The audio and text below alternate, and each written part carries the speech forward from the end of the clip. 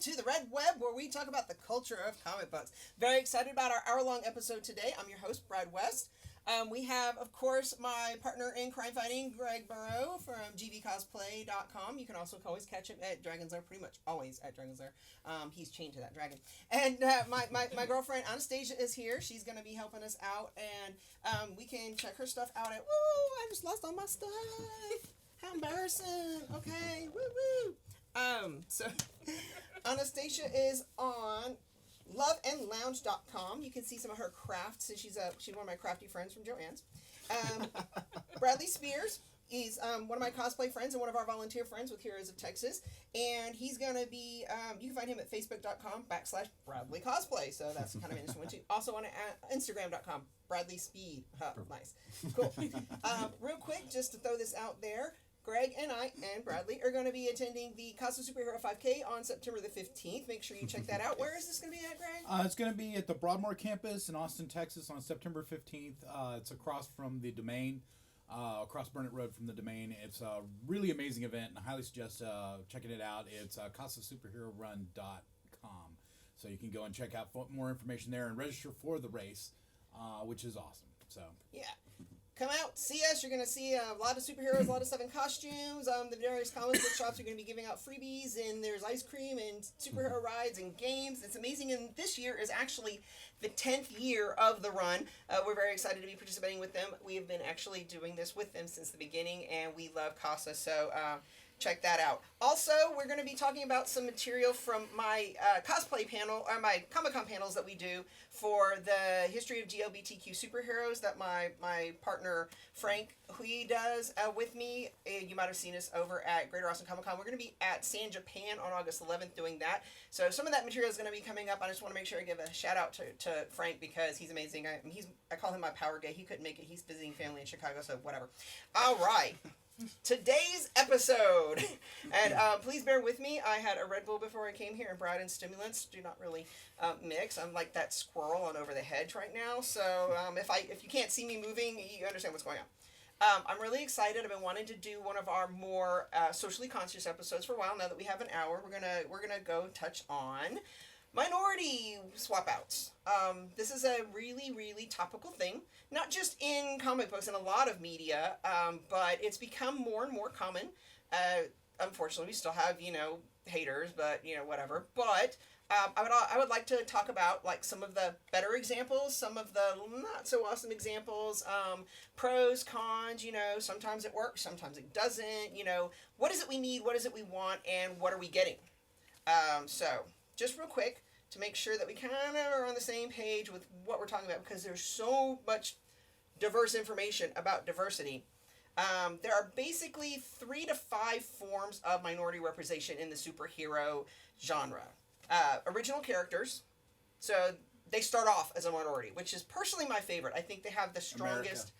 oh my God, America Chavez, yeah. I mean, Falcon, when he was just Falcon, or Black Panther, which is Black Panther. So those guys, we're not really talking about them because we could go on and on about how awesome they are. There are the Estrats characters, which are just the spin-offs, So technically Supergirl isn't the female Superman. She's just a girl Superman. So we're not talking about that kind of thing. But the two that we are going to focus on are legacy characters. Characters that take the job over. They become a successor or a protege of some kind. Miles Morales and Spider-Verse is a really, really great example of this. He's hit mainstream appeal, and now, people have embraced him. It's been really, really cool. So he's a good one of that. But then we also have cross-media interchange of characters, and that's when a character is reinterpreted for another form. These have been really big in the MCU. A couple of them, not so awesome acceptance, but a few of them, really panned out really great, I mean, Idris Elba, I don't really care what he is. He's in a movie, we're going to watch it. You know what I mean? I'm sorry, I'm just saying that. I'm even going to watch that stupid, what is it, Fast and the Furious spin-off, because, I never liked Hobbs and Shaw. Yeah, I'm going to watch that. Yeah. I'm sorry, I'm just going to watch that, so anyway. Great. But yeah, so those are the 2 main ones. A couple of them that we are going to kind of touch on is a secondary one, retcon. This this is one where they go back and they make a character that's already established, and retroactive continuity for those who aren't into the lingo. They make them a minority. So we're gonna go and touch on a couple of those guys. So we're gonna start off with, who is your favorite? Bradley, we'll go with you. What do you got? Who's your favorite reinterpretation, swap out, replacement superhero? I'm gonna be very basic, and I'm just gonna go with Miles Morales. I'm just gonna go with the Spideyverse. That one more so because there were a lot of friends that I had who could care less about comic books. They didn't care about the culture. They didn't care about cosplay. And then here comes this, like Latino, African American, just the heritage, just the influence that it had. It's like, hey, like, tell me more about Spider-Man. Tell me more about the comic books. And it's hour-long discussions who would have never had otherwise had this movie not come out. So just for that representation and the influence alone, I'm going to give it to Miles Morales all day. Brian Michael Bendis has actually done a lot for advancing the diversity in comic books. There are those who just think he's a hack as a writer, and honestly, I'm not really too fond of his DC stuff, but man, I loved a lot of his Marvel stuff, and rightfully so. He really did earn that. I know one of the big complaints of any kind of minority representation in comic books is that they're being written by white writers, and right. Brian Michael Bendis is a white man, and he's a really adorably fun little white man, but he does his research.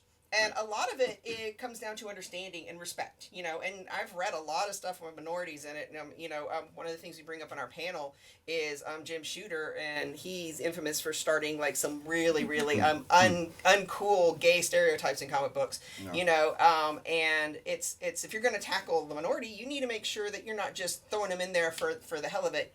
Do your research, right. Understand and respect the culture. So I think that's why Miles is so prominent, because right.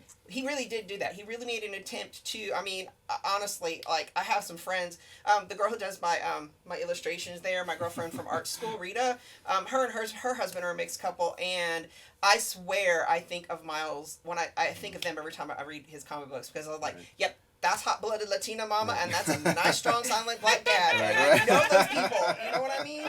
I know those people. Exactly, yeah. Yeah, no, definitely. It was all about representation and respect. You have a lot of, like, even African American writers. If they're going to tackle a Caucasian character, the last thing I'm going to do is throw out every single Caucasian stereotype I can think of just to draw an audience. Right. So it was just it was almost like just a love letter to not just Marvel, but to, like, hey, we hear you. We hear you don't have a hero of your own. Here you go. It wasn't insulting at all. It was absolute, just pure love and representation. So I respected that. Excellent. Well, that's one of the things I loved about Marvel, since I got into Marvel back in the 70s, is they were always a representation. Robbie Robertson. Yeah. He was, assistant editor of the Daily Bugle. One of my favorite Spider-Man characters. And he never gets the love that he really deserves. Right. Then of course there was the Black Panther. There was so many diverse characters that came in Marvel Universe, and that was thanks to Stan. That was thanks to Now outside of Stan, not everybody quite got. I know there were some times when Black Panther other writers took over, and it was like whoa. One of my favorite characters on Black Panther, M'Baku. I loved him. He was really cool. Aside from the fact that he's just beautiful. I'm sorry. Everybody was all like Black Panther. I'm like, no. I'm like my man big. But he sorry.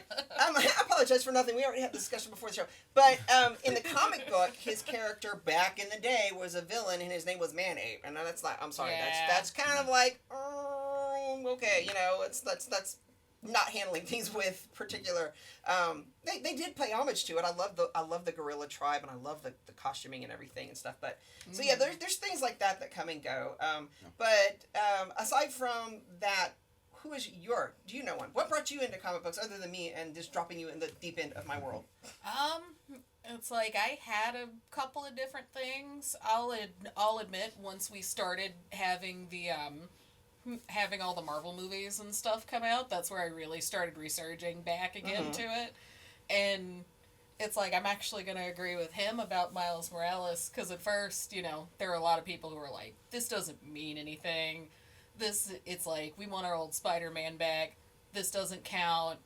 It's like, and then once we got into the Spider-Verse, it's like, at least, like, as a black person watching it, I got really into it. Right. It's like it was less about another adaptation of Peter Parker. It's like, who is Miles? And right. It's like these people, these environments. It's like in the most effective like minority representing movies are the ones where you really don't have to like pay attention to the stuff like that. Exactly. It's like that just little things like that started to charm me into it again. And all I had been doing is just reading comic books when I was a kid. Yeah. Well, Marvel was really smart. Everybody kind of was like, wait and see with a lot of the swap outs that they did in the movies. There's like a long list between Tessa Thompson's Valkyrie and Zazie Beys' Domino, and they had a lot of them. They had a lot of them, and people, but they kept pushing. They kept pushing, and they kept breaking down that wall, and they kept making it the norm. And I think that, aside from the fact that Black Panther was just like an amazingly fantastic movie as it was, I think that really did lead into building up to the cultural, because you can't just expect like, if every black person went and saw it and then the white people didn't care, it wouldn't have been the phenomenon that it was. We had to make sure that it appealed to everybody, and it's tough sometimes to walk that line and creatively to be able to reach everybody, but not betray the source of what you're trying to the message you're trying to convey.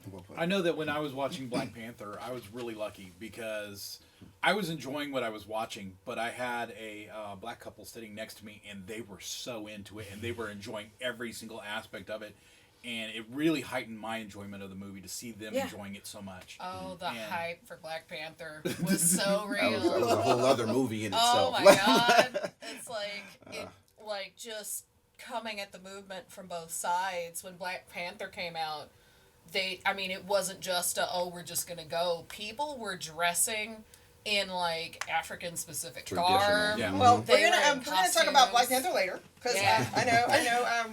Like we said, there's a lot of amazing representation now. We want to reel it back. Today we're talking about swapping them out. Because that's kind of a touchy thing. Actually, what inspired me to do this episode is Anastasia and I were talking about Little Mermaid, because it's like it's all over the place, and I know she's not a superhero, but that's kind of the climate of the culture right now, is that these things are polarizing. Granted, not everybody was as polarized as Jason Momoa's Aquaman, but at first there was a lot of people who were against it. Personally, my only thing about Aquaman was I really wanted his hair to be blonde. Yeah. And that has less to do with his ethnicity as opposed to Superman's blue eyes, which, Dean Cain had brown eyes, so that's kind of incidental. Aquaman's blonde hair was an aspect of his origin. For those of you who don't know, in most of the original tellings of Aquaman, there were no blonde Atlanteans. And being born blonde was a curse. It was seen as a bad omen, and that was one of the main reasons that he was exiled and not home. So, they half did it though. He's Pacific They did Islander, give blonde right? highlights. Yeah, they did the highlights. They come around. They did tried. come around, and the sun bleached and whatever. But it's like, but he is. Yes, he's Samoan. Samoan, actually. Yeah. And that makes a lot more sense. A seafaring culture. That really fits. I have heard that some people are upset because there's really not any lighthouses in that culture, but. We're talking about integrating cultures. That's the whole point of Aquaman was binding two cultures and finding a common ground. So, there's no reason in my head that a Samoan couldn't have moved someplace that there was a lighthouse. Well, and it's not that hard to do. It's like the weirdest thing about talking about representation with people. Like, 1,000 years ago, Childish Gambino made a thing talking about how people wanted him to be Spider-Man. They wanted him to be Miles Morales, and people kept telling him, oh, that's not realistic. It's like the idea of a black person living in New York who does all of this stuff, that's not realistic. And, I think it was that he was just going to be Spider-Man, not Miles. But it's like, that's sort of been the conversation with it, is that if you're part of that culture, the world just sort of opened up for you. Yeah. But for some people, it's like the idea that, there's people who live, it's like, there's no such thing as, like, black people who are part of an island culture. Mm-hmm. And it's like, for people who are part of that, it's like, yes, there is. What? It's like there people are trying to do it as this is science, this is we're talking about realism here, and that realism they're coming from is like a very narrow-minded like idea of who we are. Yeah. And that's the thing. A lot of people before social media and the change in the climate. Yeah, there were bubbles. There were barriers. It is kind of a little bit harder. And you're right. That's one of the reasons that Miles Morales is so important. He broke a mold. He broke the mold from people thinking of a black Spider-Man versus a black Peter Parker. Like I know when at one point, I think before they cast Andrew Garfield, there were people petitioning to make Peter Parker black, and that probably was the Childish Gambino thing. And that was for Donald Glover. Stan Lee, right. national treasure. Okay, I'm gonna say this right now. Stan Lee, he's like, I didn't create Peter Parker as black, and then people got hating on it, and I'm like, okay, no, back up, people, reel it in. You're going to the opposite extreme, and it's not that there's a problem with a black Spider-Man. It's just that there's no need for a black Peter Parker. And honestly, I do not think a black Peter Parker would have had the impact that Miles Morales had. I totally agree with that. You know what I mean? No, it absolutely wouldn't have, because all it would have been, because then you would have had a separate segment group of people that goes, well, you know what, now you're pandering. Yes. Now you're only giving us a black Peter Parker because we begged you for it. You know, and so, yeah, no. Well, and that's kind of the conversation they transitioned Miles into, is that in the beginning they're like, oh, you're just pandering to the black people. You're pandering to all the Latina people. And it's like, but when you think of, like, the proportions of, like, who's reading comic books and who they want to bring into it, right. Of course they're going to, like, bring some more people into it. Because at least back when we started out, there wasn't a lot of representation for us anyway. Yeah. It's like you had to deal with, these superheroes are just at the forefront, and you just have to deal with it until you read and you're like, it's like, there's Nick Fury. He used to be a white guy. Surprise!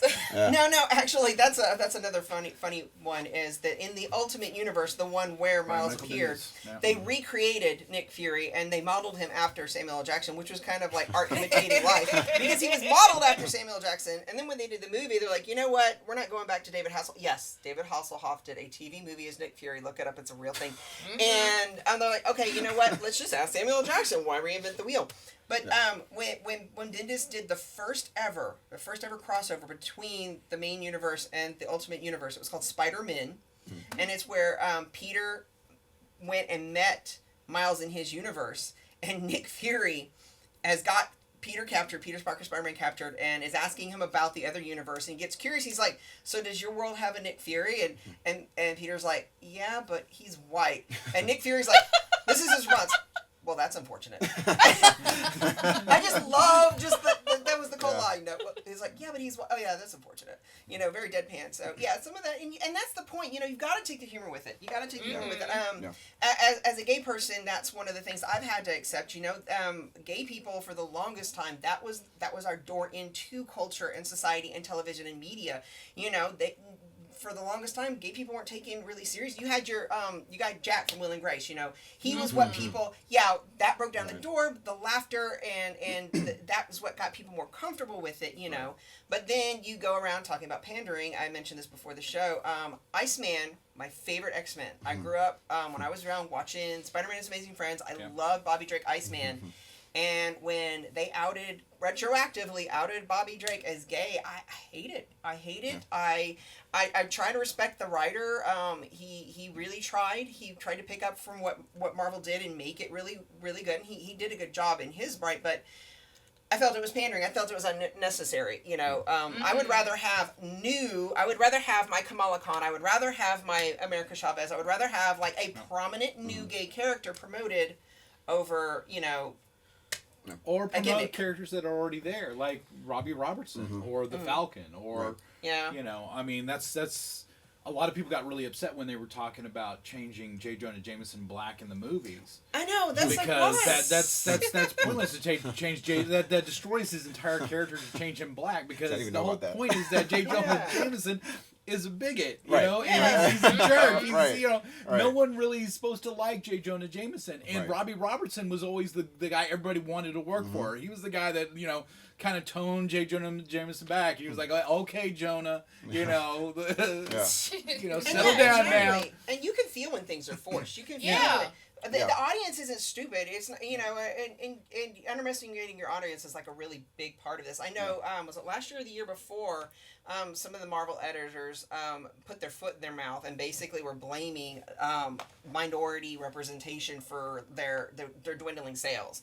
And it had less to do with minority representation and more to do with the change in how the media is absorbed, because nowadays people don't go to their comic book shop and buy monthly issues the way they used to. I mean, they churn those things around in a trade paperback so quickly. People would rather get to collection. People are basically, what is it somebody said to me? It was the equivalent of Netflix. You know, people binge watch now. Right. Oh, Well, yeah. they binge read the comics too. Nobody wants to wait for the monthly installment, and Marvel hadn't caught up with that trend yet, you know. And so, because at that time it coincided with like a pretty high amount of new, diverse characters, so they had to quickly retract that, you know. And that's also part of why the Bobby Drake series didn't do as well, because they just didn't really support it that way. So Right. Well, also, I think that a lot of it is that they're releasing way too many books too fast. And so, especially with all the crossover events, the crossover events kill me. Because it's like, okay, I want to read this one story like War of the Realms, and all of a sudden there's 20 other books that pop up that are crossover into the War of the Realms, and you got to buy all those to find out what's going on in the main storyline. Right. And it's like, no, I can't afford all these books. yeah, and when you Right. do find a character that you can relate to, that you can catch on to. I mean, I tried really hard. I mean, I'm all about Spider-Man, obviously. And I loved Miles, especially when they brought him into the main universe. I love the interaction between him and Peter. I love Peter for the first time ever having a mentorship. I love Peter and Tony arguing over him like they did. Aw. It was really, really fun, and it really made the story great. But there was like 5 Spider-Man books. There was like 4 different Spider-Women, and then of course my Scarlet Spider, because you know that's like my jam from the 90s. He came back, and I'm like, there's like 30 Spider-Man core books alone before you get into the crossovers. And so I really want to keep up with Miles. I really do, but it's like I couldn't. I Right. just couldn't. Well, and I figure that's what kind of leads into just buying the compilations and stuff, because it's like, oh, Hit the highlights. yeah, it's like, I want to read this and I want to read this, but you have to find a bunch of stuff for it, and it's like, I'd rather, you know, forget about it and wait until later, until there's a book that comes out where I can read them all together, versus Right. having to sit there and play hunt with everything. Well, not only Yeah. that, but I mean, also a lot of times, one of the things that I find is that a lot of times an issue will sell out and then you've missed it. Yeah. It's kind of like I've got 1 through 4 of War of the Realms, and I've got 6 of War of the Realms. I can't find 5. Yeah. Yep. Yeah. Yep. You know, and it's like, well, I don't want to read 6 until I've read 5. And, Right, everything's just sort of like blown up. and it's a common problem, and I think that you know, that's just one of the things. And if you get late to something. You know, Well, it's we like have- you know, it's like right now, Spider-Man Life Story, which I absolutely love and I highly suggest. Reel it back in. Okay, well, really quick. That's actually a really cool story, though. It Because, is, yeah. and we're actually going to be talking about that. We're going to do an episode of Warren Comics, so make sure you catch that one, because we are going to talk. I promise But you. number 1 is out of print right now. Yeah, So okay. good luck finding number Good 1. luck on it. So anyway, but we're doing the minority swap out, because there's a lot. There is a lot, and it really started flooding in a few years ago. I mean, again, the Marvel Cinematic Universe really helped out with this. I think they did a lot. Greg Berlanti has gone. He's a personal campaigner for the LGBTQ community as well. So we do talk about him in our panel. He's been doing a lot for representation on TV. So we got a lot of characters that get swapped out on there too. I'm finally catching up with last season of Arrow, because that one I kind of fell behind. I waited until Netflix, and I just saw the episode with Shadow Thief, and they made her female, and she was awesome. They brought in Connor Hawke from the comic books, who was actually one of the earliest replacement characters.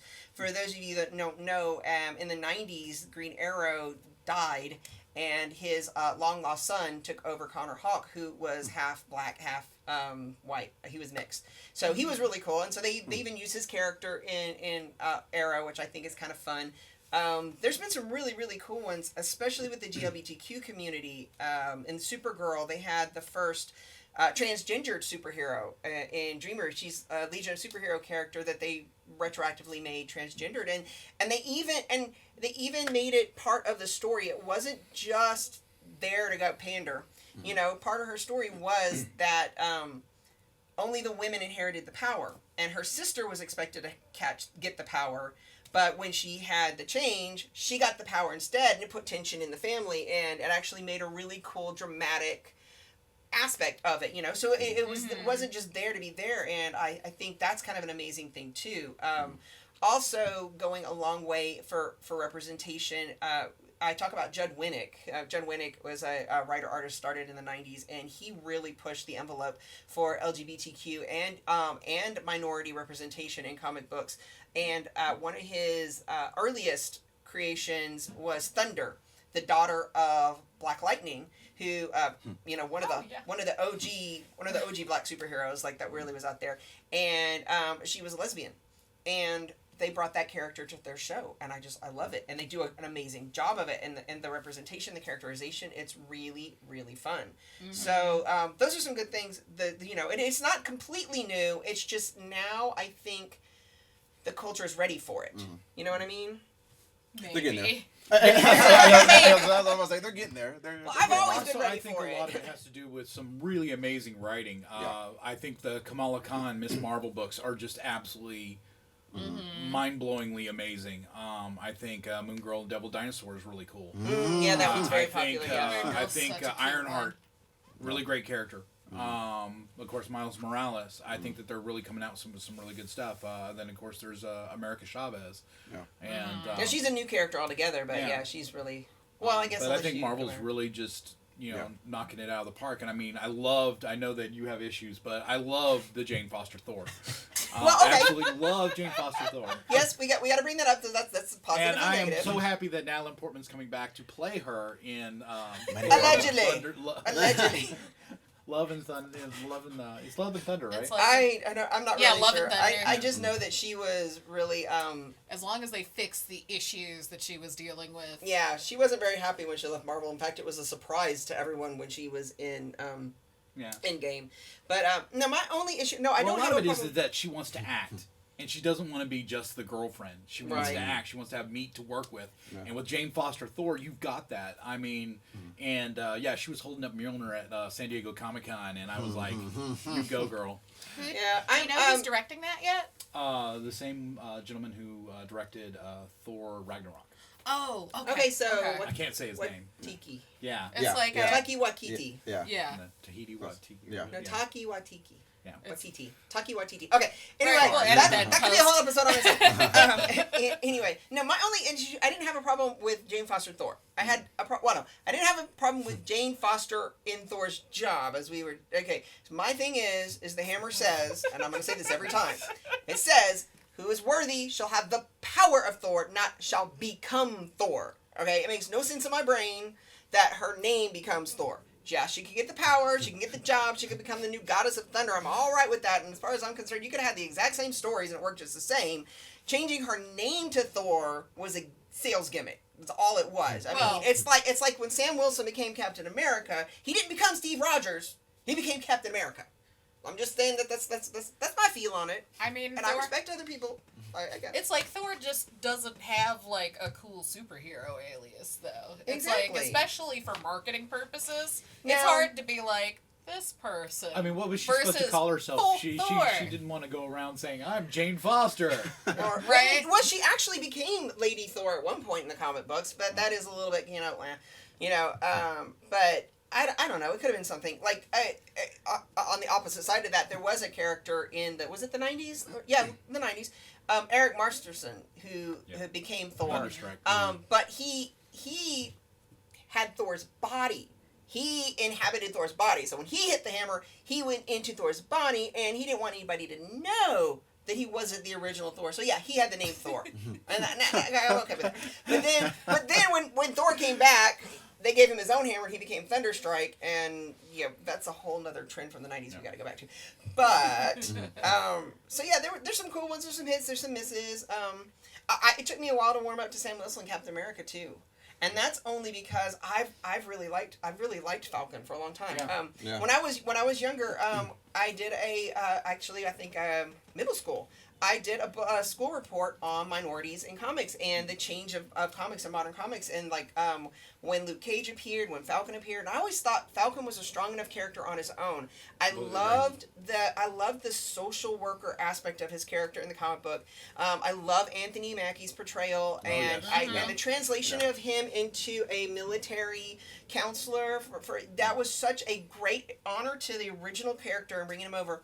But then to me, and this is one of the problems that, the opposite side of things, when you make him Captain America, well, now he's the Black Captain America, and you lose some of the importance of his original role as the Falcon. And, it's going to take a while for that to go, Falcon? Oh, you mean the Black Captain America? And I really don't think that's good. I think we need to have characters that stand on their own, and that's really important to have too, which I said earlier, so that's the thing. I agree. And by the way, I have to say that Anthony Mackie is a really wonderful person. I've met him in person. He's just absolutely wonderful. Yeah. Seems like it. Oh, good. Really like good with guy. kids. I highly suggest him for any convention. If you guys are doing a convention, try to get Anthony Mackie. He's really amazing. And honestly, he wouldn't have probably become he probably would not have become Captain America in the comic book if not for the portrayal by Anthony Mackie. Like you were saying, a lot of it has to do with who writes them, who portrays them, who really makes those characters sell and work. Well, and it's also kind of a response to the thing I mentioned earlier about people saying, well, this is impossible, this is unrealistic. It's like there's no, it's like people are now hearing there's no reasonable way for this person to be Captain America. Right. Or for anybody aside from that person or another white person to take their place. Right. So, yes, talking about that, and we had mentioned earlier being respectful to the culture and doing your research, there was actually a period of time where, oh my gosh, Lawrence, I forgot his name. Dang it. No, the character, not the actor. I'm like, not the character. There was a point in time in the late 80s, early 90s where Captain America had a squad of Buckies. And they were called the Buckies. And one of them was a black guy, and they got a lot of backlash for it because Bucky was a slang term that was not appreciated, and people like Marvel's like, okay, we didn't know that, but it's not necessarily, you should have figured it out or looked it up and stuff. So that was, they changed him to Battlestar, which is kind of cool because I kind of liked him for that. But here's the funny thing about representation in general to me. I don't know if a lot of people knew this, but even with the Matrix, let's just take it away from comics for a second and even just go to the Matrix. Keanu Reeves was not the first one to be pinned to be Neo. Really? It was actually Will Smith. Oh my God. I think I might have heard that. I can at least see that. For the that is great. So it's kind of funny because now it's kind of like, speaking of comics and pun intended, it's like a different universe. Let's think of a universe where Will Smith was the one, and a white guy was Morpheus, and a black woman was Trinity. It's just like representation is a very important thing because it's like, I don't know how sci-fi would look if Keanu Reeves didn't play Neo. Just like I don't know how sci-fi would look if Geordi wasn't black, or if Picard wasn't the white captain. It's just, it's so important that even when you think of minorities in comics, I sometimes have to take a step back and go, it's really important that they weren't. And that's kind of a tough pill for people to swallow sometimes because it's like, I enjoy the fact that Picard is my favorite captain. I love that I can't stand Kirk. Like that's fine with me. I love that Geordi was the black engineer of the Enterprise. I would rather him have been the engineer than the captain. So I liked that representation. So some people go, well, why couldn't he have been the captain? Why? Because he didn't need to be. He needed to be the engineer. Exactly. And that's exactly where he fit, was being the engineer. And that was one of my arguments with Peter Parker not being black back when this whole thing came out. It was, if you should be able to identify with a hero as a hero, Exactly. And I love that Miles is a hero in his own right, and that like all the white kids love him just as much, because it should be that way. They shouldn't have to be the same, but you should have that option.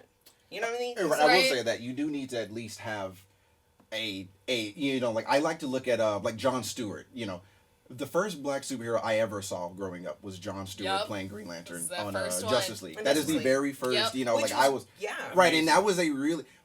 First of all, it's one of the best cartoons ever, and Right. that was one of my personal favorite portrayals of Green Lantern Mm. was Jon Stewart's, Mm-hmm. and that representation was necessary in Yes. order to get me to cosplay today. Like I needed to see that, and I needed to keep seeing it. I needed to see Rhodey being friends with Iron Man. I needed to Yeah. see all of this Yeah. going on. Brody, You know, that's another And- great one. People tend to forget.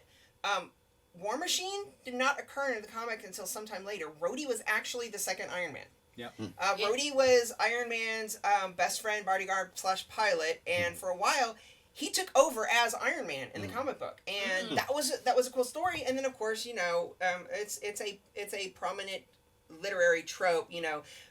Reestablishment of status quo. You know, you're gonna any big shakeup is gonna come back, and it's just the way it is. You know, but he did such a great job of it that they gave him this War Machine persona, and we saw it where it went from there. It flourished. You Yeah. know, so definitely. them taking their places is not necessarily a bad thing. Right. You know, it does give Not them a at all. time in the spotlight, and it does shake things up and make things fresh. You know, so I'm cool, I'm really cool with that. But like I said with Iceman, you know, I didn't need Iceman to be gay to like him. Right. I liked Iceman hitting on Firestar. Right. I liked Iceman being the player. I liked, you know, and you kind of just like, well, now you made nobody happy. Well, it's kind of like George Takei really hated the fact that they made Sulu gay in the new. That reboot made of me Star angry. Trek. As Because a he was long like, no, Trekkie, that's that made not me Sulu. angry. You know, that's you know, he was you know, it's fine to separate the actor from the part because if the actor is good enough to make you believe, And that goes back to There you a go. really, really long thing that gay actors have been struggling with for a long time is the perception that gay people can't play straight people because then it's unauthentic. But straight people can play gay people and get Academy Awards. Yeah. This has been a thing for a long yeah. time. Yeah. You know, and so to make all gay people shoehorn to play gay characters, it was really hard. I know Rupert Everett was a big one back in the day. He really had to fight out about it. And he spoke out about it because he lost a ton of roles, you know, that he was perfect for, but they just didn't think he'd work it because, you know, well, the women in the audience won't swoon and fall in love with you because they know you're gay. And I'm like, They'll then be you surprised. got Luke Evans, who is gay as the day is long. I mean, him and the guy who was playing the dwarf on The Hobbit were actually, like, you know, having an affair.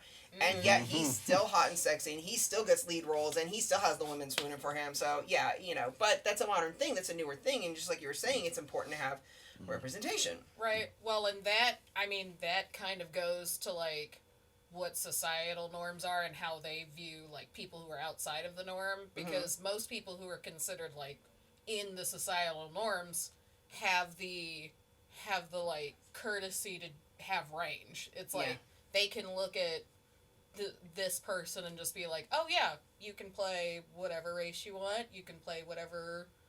It's like whatever, like, sexuality. Just as long as you don't have a racial reassignment surgery. Right? It's like Speaking of Robert Downey Jr. Or not. versus like, oh, if you bring someone who's gay in to play like a straight character, they're gonna Good think, well, acting. obviously you don't have that kind of range because you're outside of this norm. It's like, and that's something that people in media are trying to push through, that it's still possible for them to play, like, oh, if it's like if I'm gay and I have to play the butch, it's like, but I'm capable of also playing a girly girl Yep. or anything like that. It's like, or if I wanted to play a dude, I can. Right. It's like people who are outside of those norms aren't really offered that same sort of leniency. Yeah, it's the same thing with female actors who get shoehorned into just being the effeminate, the girly types. Black Minority actors, I'm actors. sure that you get Oh, the yeah. ones Well, that are it's just like- shoved right into. You're either like the snooty, uppity black guy or like a thug or whatever. I've seen that. I've seen Well, character it's like actors in- get stuck in those it's places. like in Alien. Ripley was non-gender, and they were trying to cast a guy, but then Sigourney Weaver came along, and she was so amazing they cast her as Ripley. Yeah. It's And a so great they story. made a male part female Yep. because of how awesome Sigourney Weaver was. Yeah. Mhm. So Nice that's fact. Well, and she really had to fight for that role too. Yeah. Like she really had to go in there, but once they took a chance on her, it was like, oh, okay, Yeah. perfect. Yeah. And that's the way it is with some of the superheroes too. That's the way Mm-hmm. it is with a lot of the translation over to other media. I know that a lot of the actors will hit like a lot of resistance and stuff, but it's breaking down. Yeah. You know, and it's Oh, one yeah. of those we just have to kind of have to keep pushing Roll forward. with it. Oh, yeah. Yeah, Fight and go with it. So some of them are great. I'm trying to think of some of the really cool old ones. Like you were saying, the first representation of a black superhero you saw ever was John Green Lantern. Stewart. Oh, yeah. Right, I'm John a little bit Stewart. older. I'm a little bit older than Right. you, and Just a tad. and so Smidge. I'm Cajun, and my family. I grew up around a lot of mixed, and that was my norm, was a mixed community, and so seeing representation on comic books and TV, and I watched the Super Friends, and the Super Friends, Oh, yeah. I very early on kind of was like, huh, there's like all white people, you know. So my first like big superhero was Cyborg. And I know, Yeah, and I know Cyborg. when New 52 came out, everyone was like, "Oh, this is stupid." Cyborg was never on the Justice League. Well, actually, when I first saw Cyborg, he was on the Justice League with my favorite superhero from DC, which is Firestorm. And so, yeah, I mean, that was like, I was excited. I love Cyborg, so he was like my first like really big guy like that. And so there was so a you lot totally of missed Black Vulcan, okay. well, And Samurai and all right, so Black Vulcan kind of that's another part of where you get to the representation being not quite. It was a mandate that they diversify, and yeah, that's a whole nother thing. We'll have to come back to that one. Patchy 'Cause- Chief. yeah, we'll have to come back to that one. Oh my Oh, that's a god. whole different ballgame. Yeah, I will say that the way Even that I they know that. reinterpreted them for Young Justice was actually quite amazing.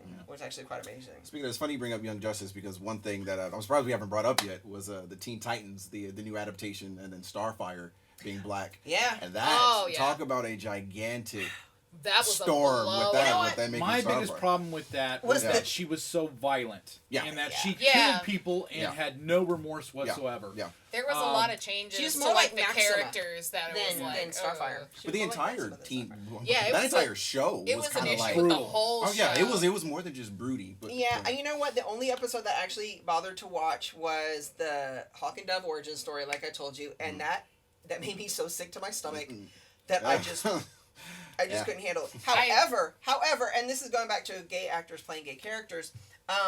The Doom Patrol. Doom Patrol I is heard is dope. Bomb! Oh my god, that is so amazing. It is so amazing. And Matt Bomber, who is one of the most beautiful men in the world, who, by the way, was turned down for Superman because he's gay. Really? Yep. He'll Huh. say it's because he was too short because he's only 5'2" and Henry Cavill is 5'4" or something like that. I don't know. Henry But, Cavill's 5'4". Oh my he's god. tall. 6'4". Or 6. I was not about 5'6". to Yeah, you say, said don't 5'4". scratch that. Don't No. save me the shock. No. Henry Cavill is 6'4" and Matt Bomber is 6'2". Thank you, Greg. But Matt No Matt problem. Bomber. Like, Matt what are you Bomber talking is- about? Yeah, they're both over 6 foot tall. They're both over Yeah. 6 foot tall. They're Right, both over but 6 he's foot tall. just too But he's slightly just short slightly enough. shorter, and so that's what he'll say and everything. But yeah, I loved him from a bunch of stuff, all the way back to White Collar. I love that show; it was really cool. And so they adapted his character of the Negative Man as gay, and the way they handle that character, it's beautiful. It really is inspiringly beautiful, and there's like genuine, true growth of character in that. All of the characters now, a lot of people don't like the show because whereas Teen Titans is violent, Doom Patrol is jacked up. Like the whole premise of the series is that each of these people is completely broken. They're completely broken and they're thrown in the mix with each other and their interaction, but there's growth from it, and and you know, if you stick with it, it's actually worth it. But right, it's like if everybody could sit through Umbrella Academy and like want another season, I'm sure we can live through Doom you can Patrol. they're on par. They're Punisher like, being a better example. Right, it's like I feel Umbrella Academy had some baggage, so it's like, Yeah. I'm sure we could make the transition. Yeah, but back to Starfire. Like when they first released the pictures, my problem before the actual show was just like, okay, I'm not feeling the costume personally. Yeah. But but one of my girlfriends, she posted, she's like, you know, I mean, she's orange in the comic book. What are you complaining about? You know, Yeah. she's orange. You know, it's like there's no orange people, and if Yeah. anybody will have those warm undertones, it's gonna be a nice bronze black woman. You know, I mean that's probably as best you're gonna get to actually look at it anyway. I'm like, yeah, you're gonna write that actually make a lot of sense. I personally think the actors did a great job with what they were handed. I think the Right, script they and the did the best direction they were could. absolutely abysmal in the Teen Titans. I hated Absolute it so facts. much, but that's because, for example, I'm old school. So Yeah. for me, Dick Grayson was the most together of the Robins.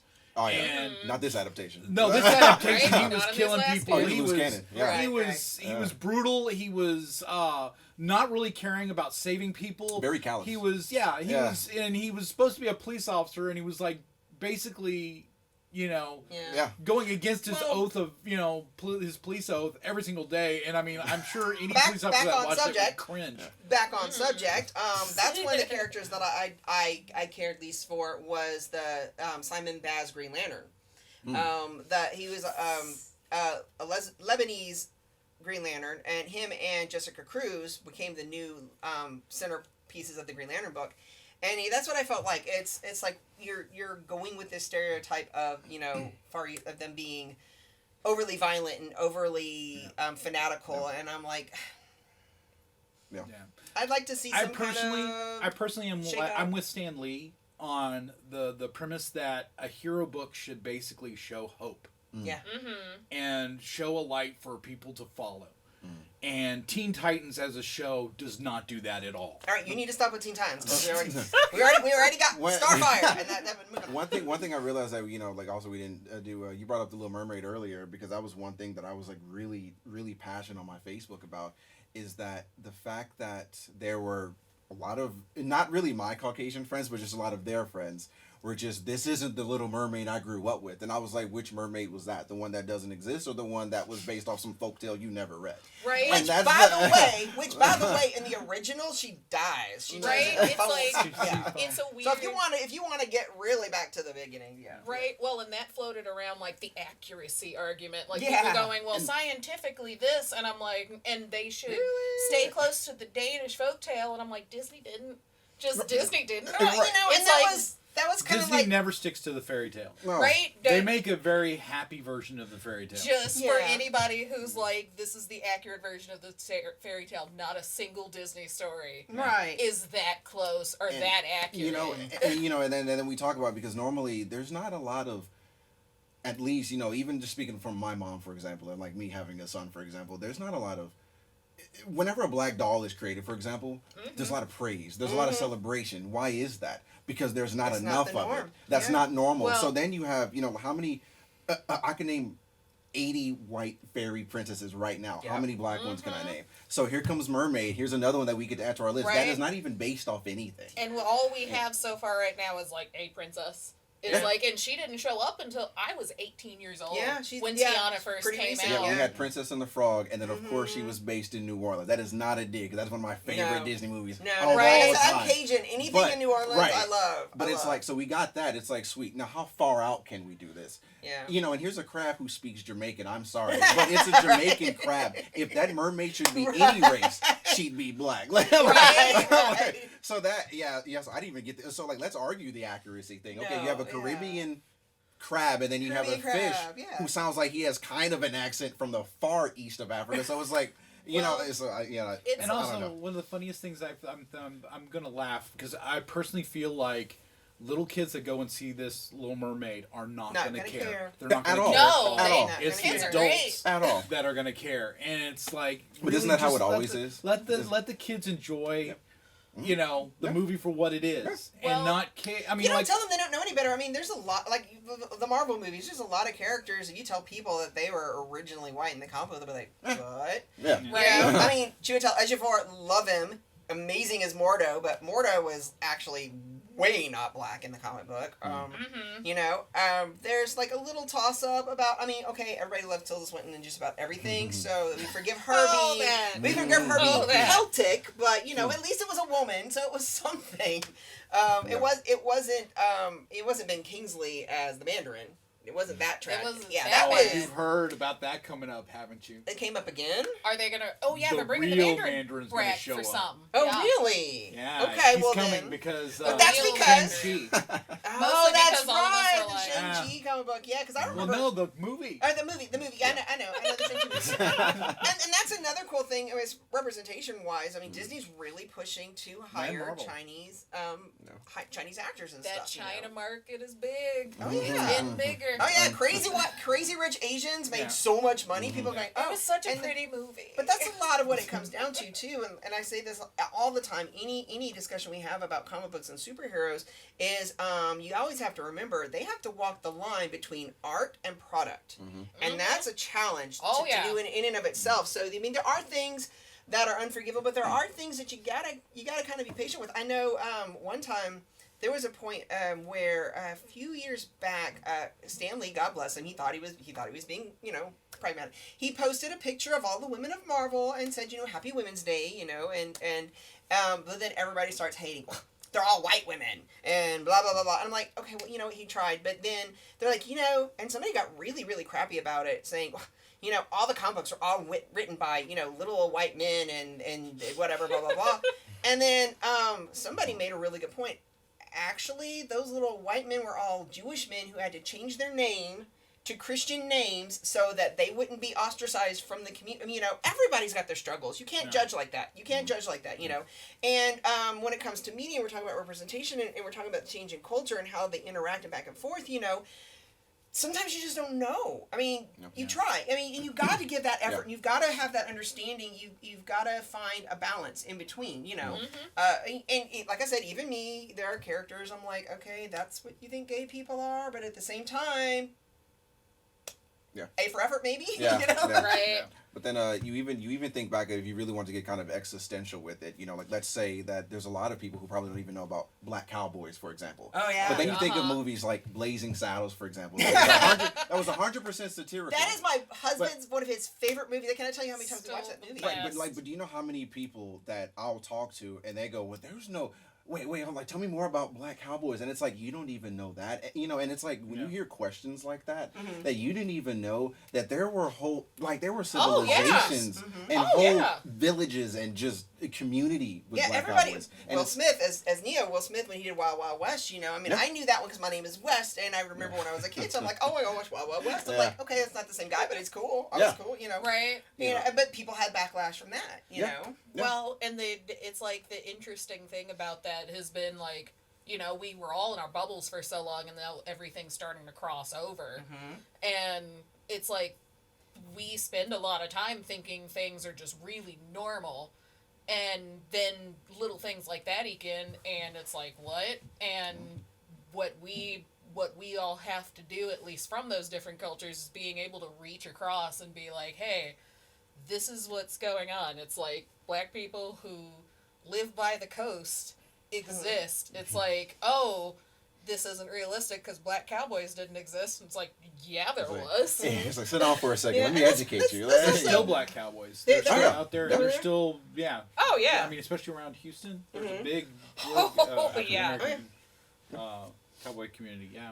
Not in Arizona, though. I can tell you that from personal experience. Yeah, It's like- I mean, when I lived in Arizona, like I told you, like I dated a guy there, and that's when it occurred to me because I grew up in South Texas, very very south towards Galveston, and very mixed community and such. And then I go to move to Arizona, and there was something off. Didn't quite know what it was. Something off.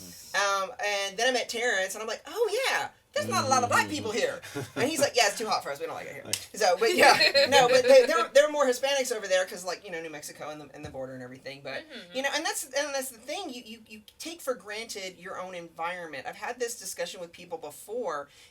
There's a reason they're called minorities because there has to be a majority on the other side. You can't have a minority without a majority. That's a and really the good thing point. is, That people forget. That's a really good way to word that. it's really easy to forget that the majority of the minorities live predominantly in the urban centers. That's where you're going to find a lot of the mixed cultures and the people, because that's how those cultures develop. Well, one you thing know, I but love then you about have America- this whole giant place in the middle of the country where there's like literally, I met a guy who had never seen a Black person or met a gay person before his entire life. Wow.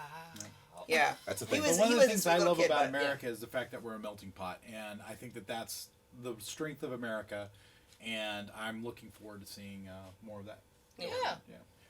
Yeah. But yeah, it does fall onto the majorities to open to the possibility of representation, but it is also on our side as the minorities to be patient. I mean, it's not, you can't just flip a switch and have equality, and I think that's where a lot of the younger generation with the social media honestly thinks it's like, oh well, if I go online and slam this person about this and get everybody else to slam them, then I fixed something. That's not how you fix things. It's just not. Yeah, well, and I mean, it's a lot of like emotional buildup because I mean, it's like I've grown up with a lot of things where, you know, if something like that pops up, like the Little Mermaid thing, that's one in probably 10,000 things I've heard in my life where it's like, oh, that's not realistic. It's like, what? Why?